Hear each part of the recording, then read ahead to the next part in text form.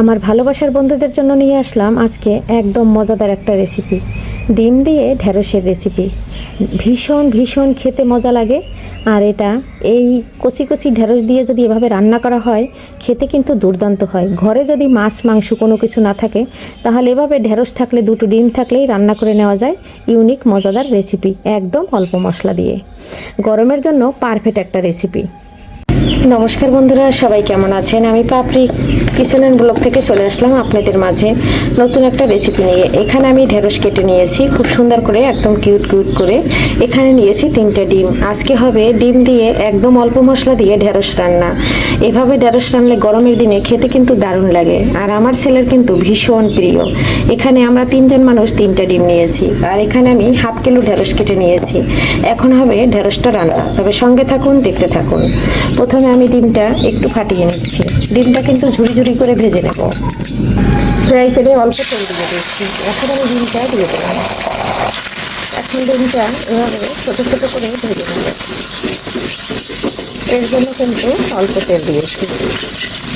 এভাবে বন্ধুরা একবার ঘরে যদি মাছ মাংস না থাকে, যদি থাকে 2টো ডিম, একবার করে নিতে পারেন এই মজাদার রেসিপি। সত্যিকারে অপূর্ব হয় খেতে। ডিমটা তুলে নিয়েছি, খুব সুন্দর করে ভাজা হয়ে গেছে। এখানে দিয়ে দিয়েছি কালো জিরা ফোড়ন, আর সাথে দিয়েছি জিরা। এটা একটু ভাজা ভাজা হলে তারপরে দিয়ে দেবো ঢেঁড়স। ভাজা ভাজা হয়ে গেছে। রান্নার যে লবণটা লাগবে পুরো লবণটা দিয়ে দিচ্ছি হলুদ, মরিচ, ধনে জিরার গুঁড়া, মশলাটা সব দিয়ে দিয়েছি। এখন সুন্দর করে এর সাথে কষিয়ে নেব। কষানো হয়ে গেলে এখানে দিয়ে দেবো গরম জল। আর বন্ধুরা এখানে কিন্তু কোনো পেঁয়াজ রসুন কিছুই দিচ্ছি না, আপনারা চাইলে দিতে পারেন। আর এটা কিন্তু হালকা ভেজেই যাবে। এই যে মশলাটা ভাজা হয়ে গেলে জলটা দিয়ে দেবো। আমরা সবাই জানি যে ঢেঁড়সটা একটা লোদ লোদ ভাব থাকে। যদি এভাবে আপনারা একটু হালকা করে কষিয়ে রান্না করেন, তাহলে এটা কিন্তু একটু লোদ হবে না, আর খেতে কিন্তু দারুণ লাগে।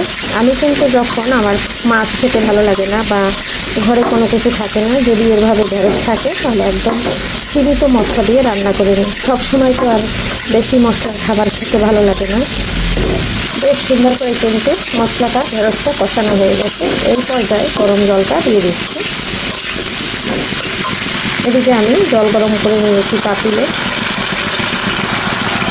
ঝোলটা আপনাদের মতন আপনারা বুঝে দেবেন, তবে ঢেঁড়সের এই ঝোল রান্নাটা দারুণ লাগে খেতে। আর আমি কিন্তু এখন ডিমটা দিচ্ছি না, আর একটু পরে দেব। গরম জলটা দেওয়ার কারণে কিন্তু ফুটে উঠেছে। এই পর্যায়ে আমি একটু নেড়ে ছেড়ে দিচ্ছি। আর দেখুন বন্ধুরা, একটু লোদও কিন্তু নাই।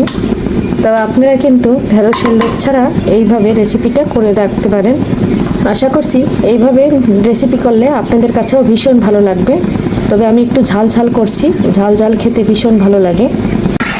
এই পর্যায়ে নেড়ে ছেড়ে একটু ডিমটা দিয়ে দিচ্ছি। ডিমটা দিয়ে আবার একটু নেড়ে ছেড়ে দেব। ডিমটা দিয়ে একটু নেড়ে ছেড়ে দিচ্ছি।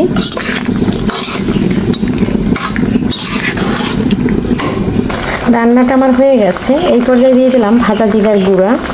বন্ধুরা আমরা সবাই জানি ঢেঁড়স রাঁধতে আমাদের 5 মিনিট সময় লাগে। ঢেঁড়স কিন্তু একদম সিদ্ধ হয়ে গেছে।